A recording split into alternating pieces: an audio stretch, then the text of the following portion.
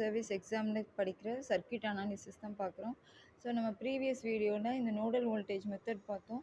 So formula வந்து matrix of G11 G12 G21 G22 into V1 அப்புறம் V2 equal to I1 I2 இதுதான் matrix form.